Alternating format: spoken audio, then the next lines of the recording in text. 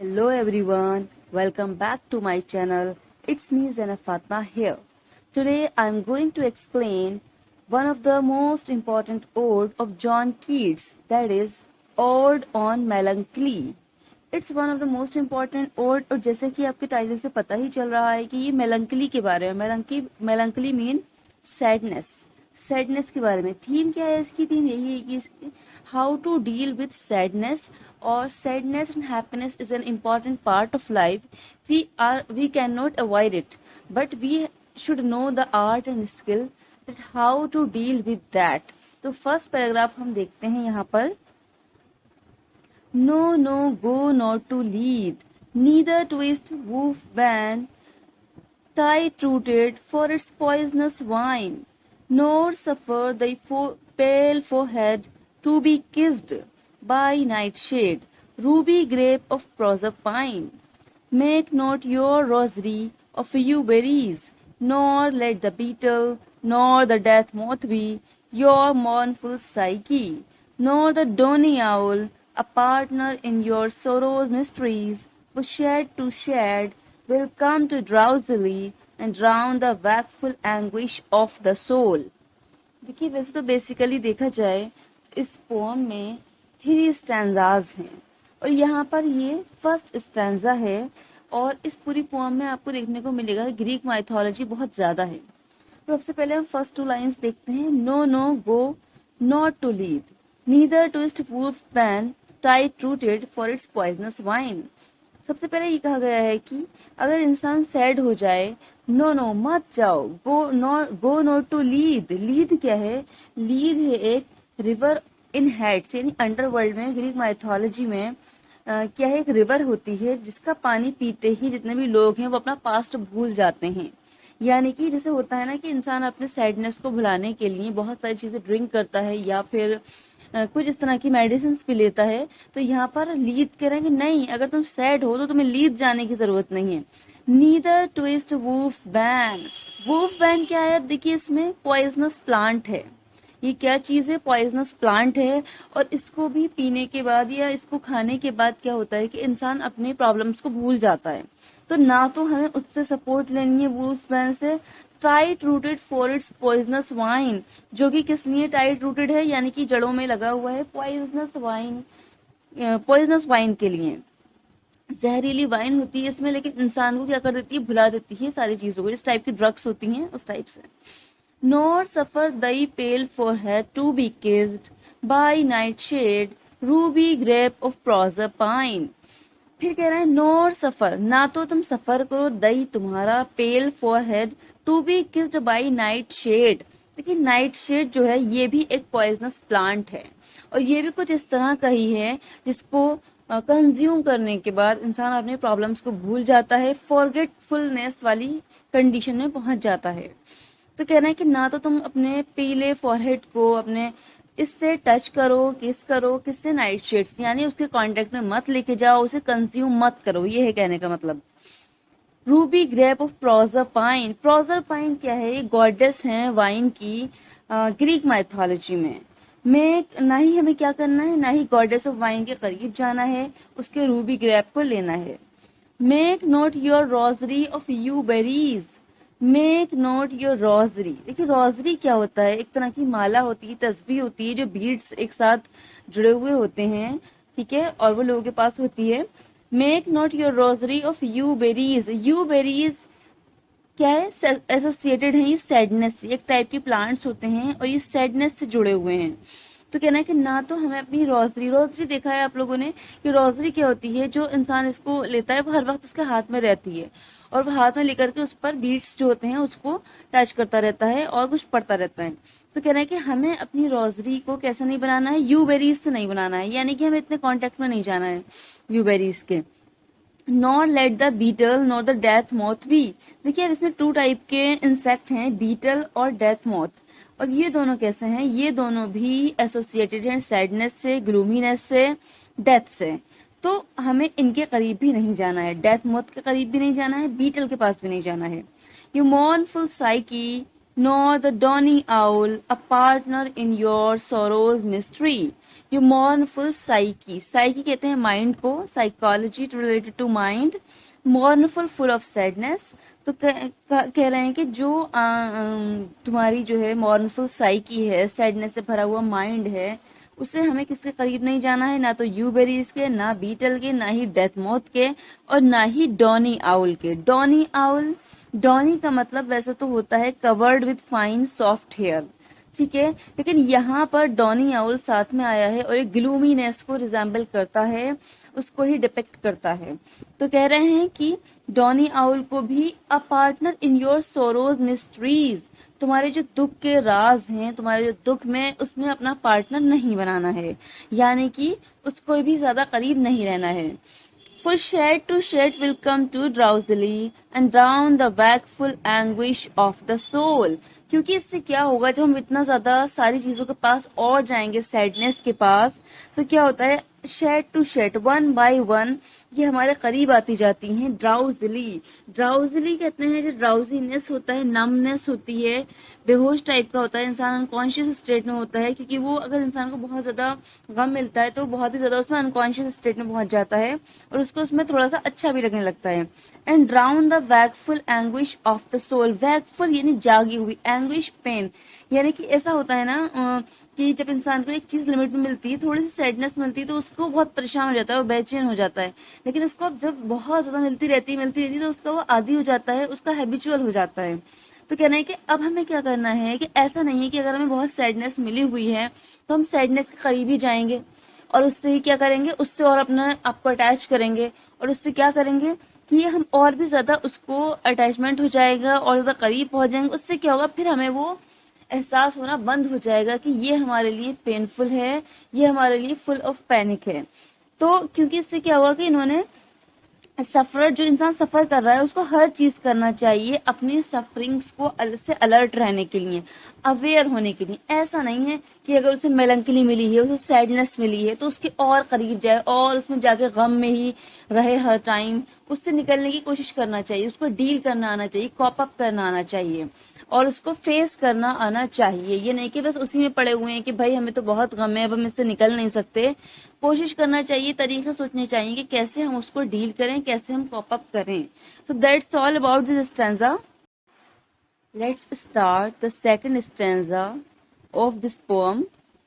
But when the melancholy fit shall fall, sudden from heaven like a weeping cloud, that fosters the droop-headed flowers all, and hides the green hill in April shroud, then glad thy sorrow on a morning rose, or on the rainbow of the salt sand wave, or on the wealth of globed peonies, or if thy mistress some rich anger shows, imprison her soft hand and let her rave, and feed deep deep upon her peerless eyes.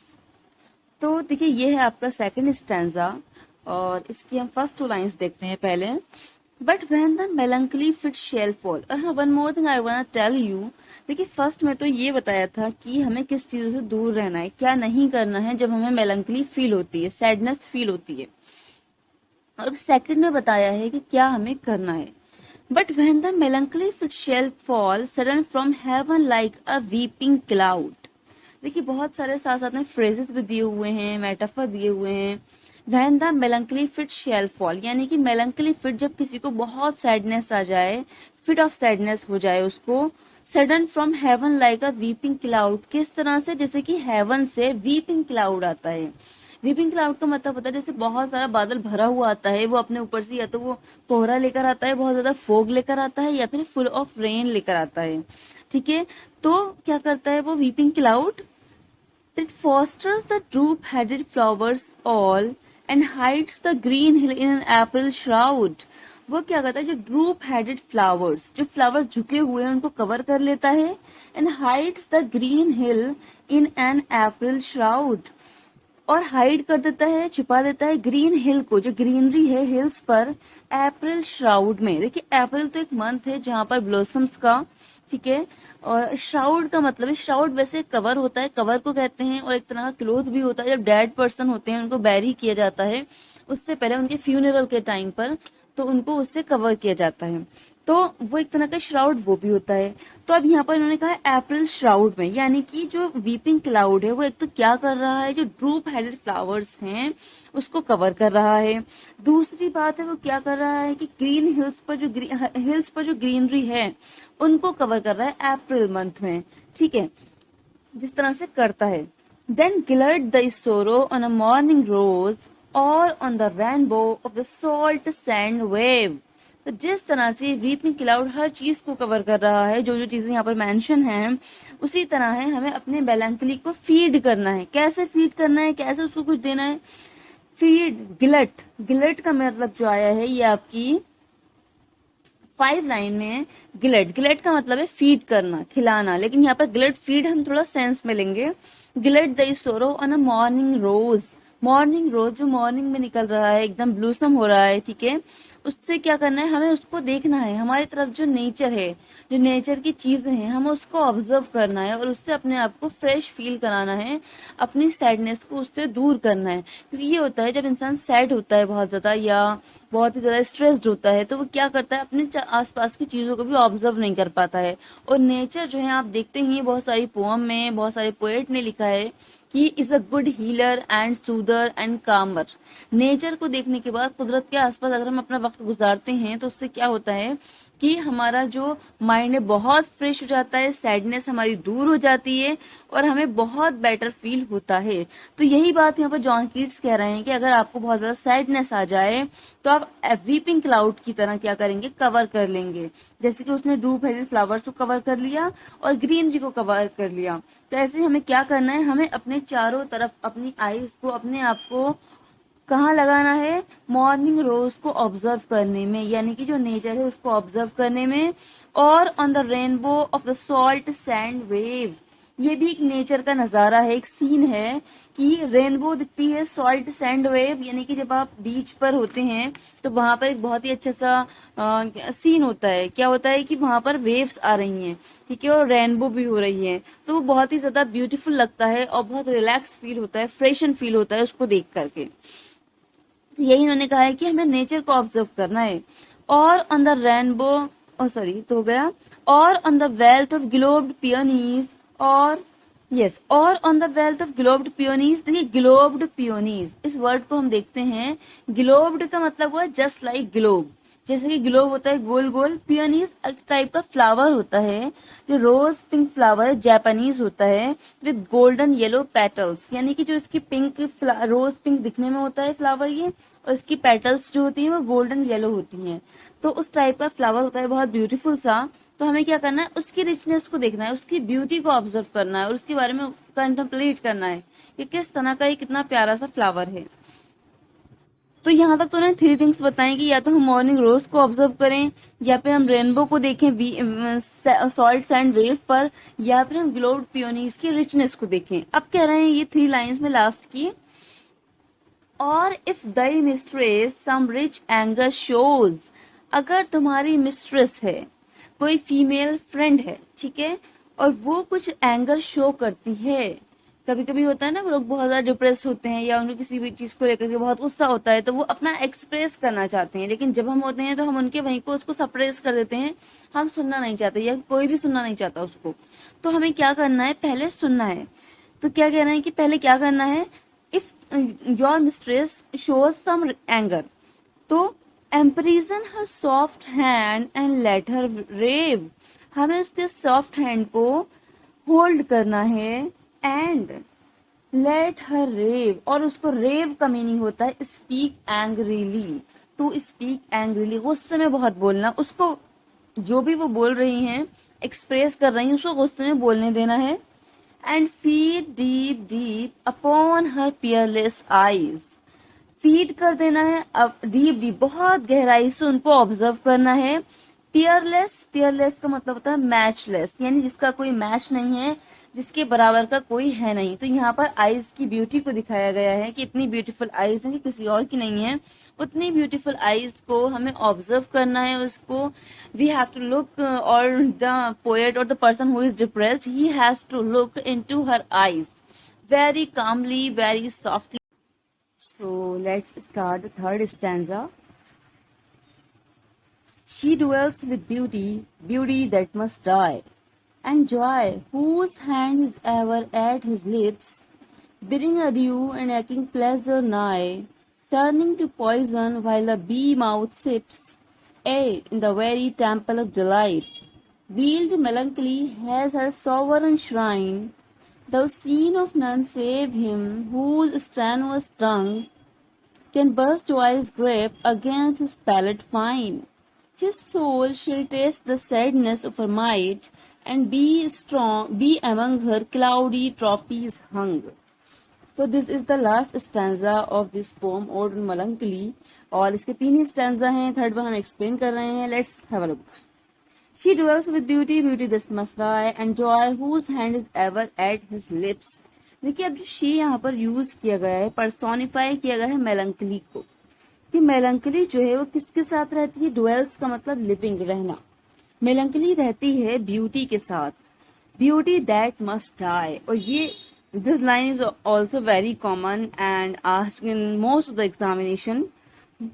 तो ये she dwells with beauty, beauty that must die, beauty को यहाँ पर क्या दिखाया गया है? Transitory चीज दिखाया गया है कि ये परमानेंट चीज नहीं है, ब्यूटी को तो एक दिन खत्म ही हो जाना है। Beauty that must die, beauty को एक न एक दिन खत्म हो जाना है।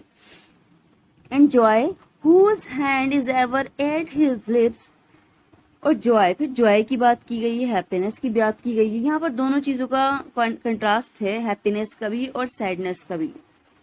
And joy whose hand is ever at his lips bidding adieu, joy जो है उसका हाथ हमेशा अपने लिप्स पर रहता है, just as he is kissing to go, when someone goes from somewhere, तो he is blowing the kiss as a symbol of farewell, as someone is going, it's like that.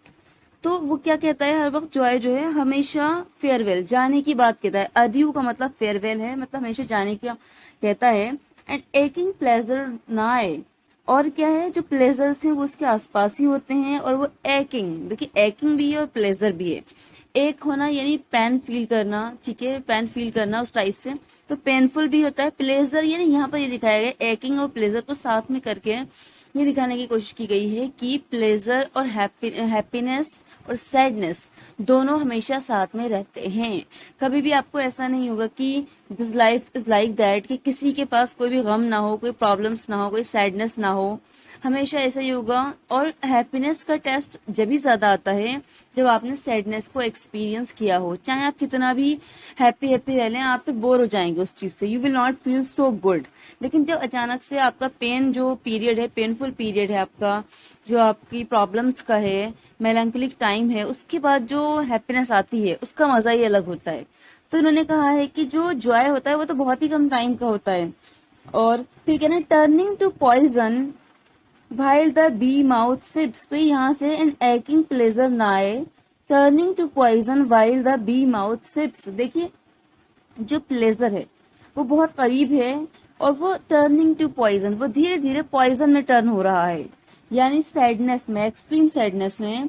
while the bee mouth sips, जिस तरह से B जो होती है वो क्या करती है, वो नेक्टर जो जूस होता है फ्लावर्स का उसको सिप करती है। इन द सेम वे हम इतनी तेजी से प्लेजर को ले रहे हैं, इतना ही कम टाइम है उसका और इतना ही फास्ट टाइम है प्लेजर का, यानी कि हैप्पीनेस का इतना शॉर्ट पीरियड है।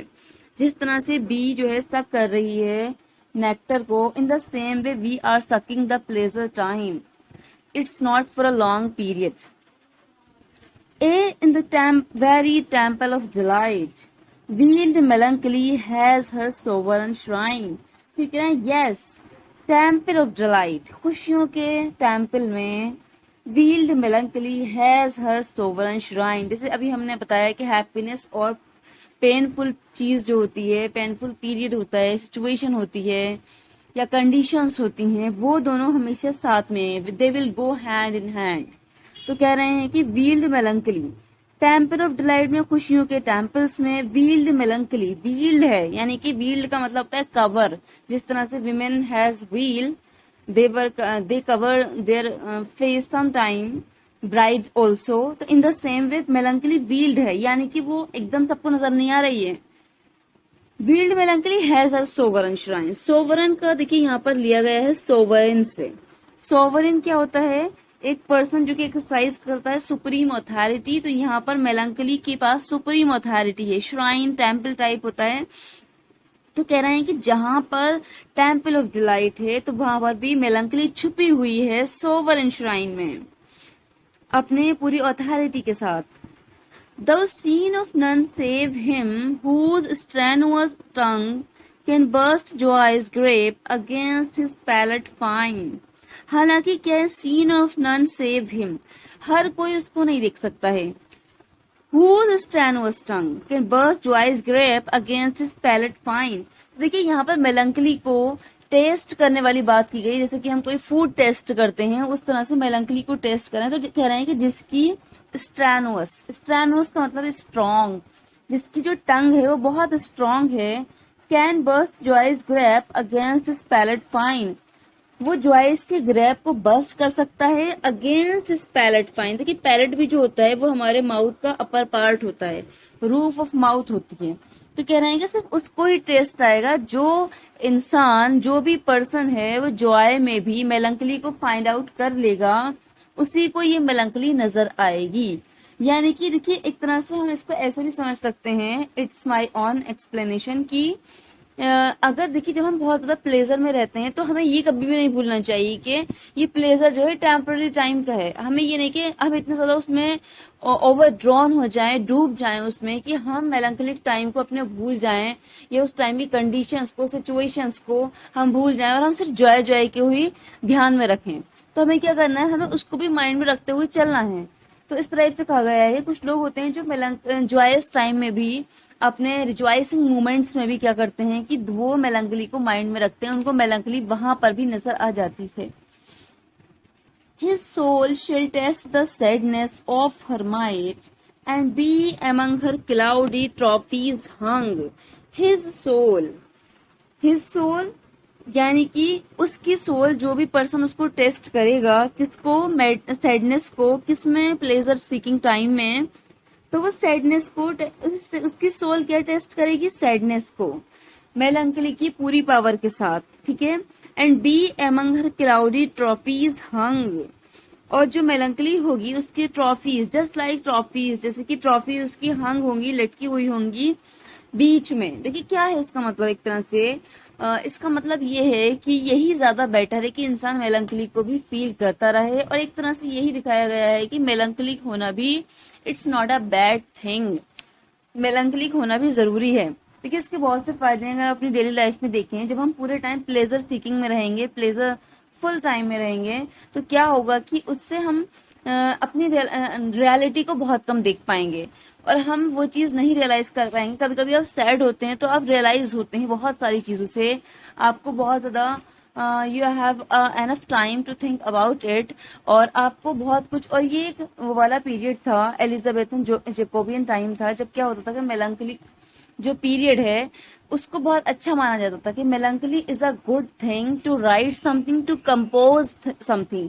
पोएट्स का, राइटर्स का ये मानना था कि मेलंकली जरूरी है अगर हम कुछ क्रिएट करना चाहते हैं, कुछ आर्ट हम क्रिएट करना चाहते हैं, या फिर हम कुछ कंपोज करना चाहते हैं, चाहे वो पोअम है या कोई प्रोज वर्क है या एसे है, कुछ भी है, तो हमें वो हम ज्यादा अच्छे से कर पाएंगे जब हम बहुत ज्यादा इमोशनल होंगे, हम बहुत ज्यादा सीरियस होंगे उसको ले करके।